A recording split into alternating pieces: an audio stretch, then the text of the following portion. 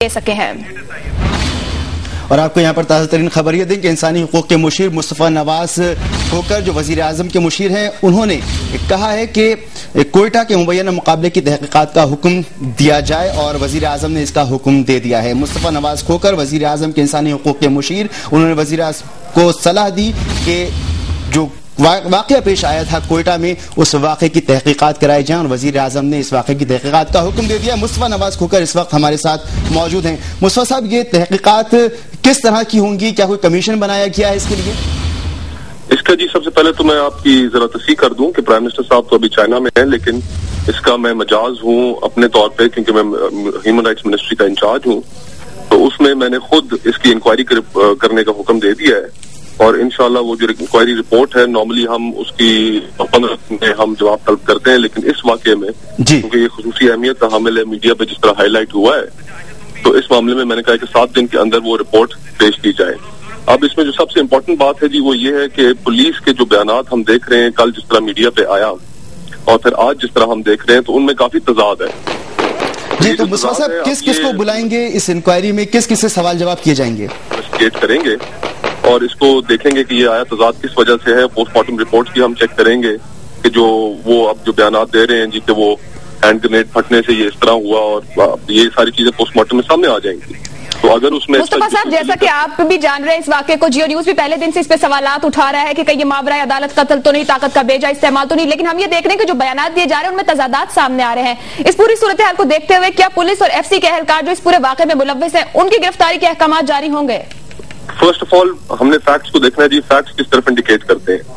हम अपनी inquiry report मुकम्मल करेंगे, उसके अंदर हम एफसी का भी पॉइंट ऑफ व्यू लेंगे, उसके अंदर हम पुलिस का भी पॉइंट ऑफ व्यू लेंगे, और इन सारी चीजों को मद्देनजर रखते हुए अगर फैक्ट्स इंडिकेट करते हैं कि एक्स्ट्रा जुडिशियल किलिंग थी, तो फिर उसके ऊपर जरूर एक्शन लिया जाए। मुस्तफा साहब, आपके पास इब्तिदाई इत्तलात या मालूमात क्या पहुंची हैं? आप इस पूरे वाक़े में क्या तजादात देख रहे हैं?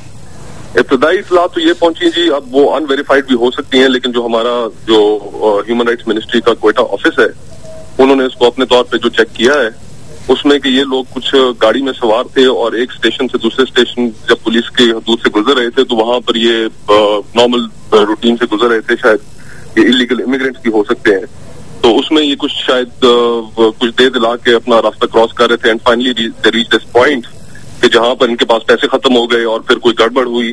तो ये अभी बहुत इनिशियल रिपोर्ट्स हैं, कुछ कहना कबल अज़ वक्त होगा कि क्या हकीकत है क्या नहीं है। तो हम इस मामले की भी सारी रिपोर्ट्स इकट्ठी कर रहे हैं और तमाम जो पार्टीज हैं उनका हम मौक़िफ़ सुनने के बाद ही कुछ इसके ऊपर क्लियर कट कह सकेंगे। मुज़फ़्फ़र साहब, जो इंक्वायरी आप करवा रहे हैं, कब तक उसकी रिपोर्ट सामने आ जाएगी और किस सतह की इंक्वायरी होगी ये? विदिन 1 वीक जी, विदिन 1 वीक। और कौन लोग शामिल होंगे इस इंक्वायरी में? इस इंक्वायरी को जी अभी हमारे जो कोयटा ऑफिस के जो डीजी हैं ह्यूमन राइट्स मिनिस्ट्री के, वो अभी इसको देख रहे हैं। सईद अहमद खान उनका नाम है। बहुत शुक्रिया। मुस्तफा नवाज वजीर आजम के मुशीर बराए इंसानी हुकूक जियो न्यूज से बात कर रहे थे। उनकी जानिब से कोयटा में हुए मुबैना मुकाबले की तहकीकात का हुक्म दे दिया गया है। इस वाक़े की रिपोर्ट तलब कर ली गई है। उनका यह भी कहना है कि 1 हफ्ते में इस रिपोर्ट के नताइज सामने लाए जाएंगे।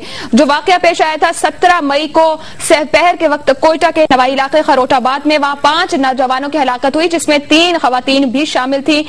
हमारे सामने जो बयानात है उनमें मुस्तकिल तजाद सामने नजर आता रहा, जो एफसी हुकाम की जानिब से कहा गया, जो पुलिस की जानिब से कहा गया और जो आज का बयान है। लेकिन अभी आपको हम दिखाते हैं कि पूरी सूरत हाल थी क्या और कैसे ये हालातें हुई हैं।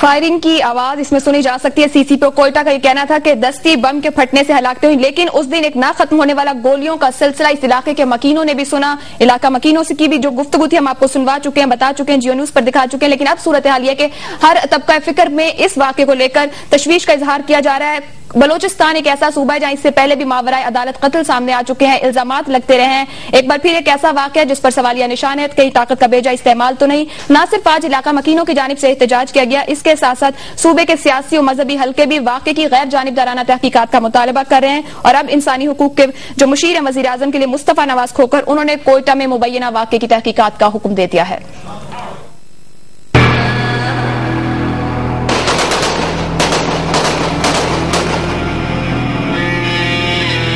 دہشت گردی کے شک پر قانون نافذ کرنے والے اداروں کے ہاتھوں 5 معصوم افراد کا قتل. کیا طاقت کا یہ مظاہرہ ان علاقوں میں ماورائے عدالت قتل اور شورش کو مزید ہوا نہیں دے گا؟ جیو نیوز نے دیا ایک بار پھر سچائی کا ساتھ، پہنچائی حقیقت پر مبنی صورتحال آپ تک. وزیر اعلیٰ بلوچستان نے خروٹ آباد واقعے کی تحقیقات کا حکم دے دیا ہے. ایک اعلیٰ سطح کی تحقیقاتی کمیٹی بھی قائم کر دی گئی ہے. اور ہم بلا خوف و خطر دیتے رہیں گے سچ کا ساتھ، ہر جگہ ہر وقت آپ کے لیے، صرف جیو نیوز.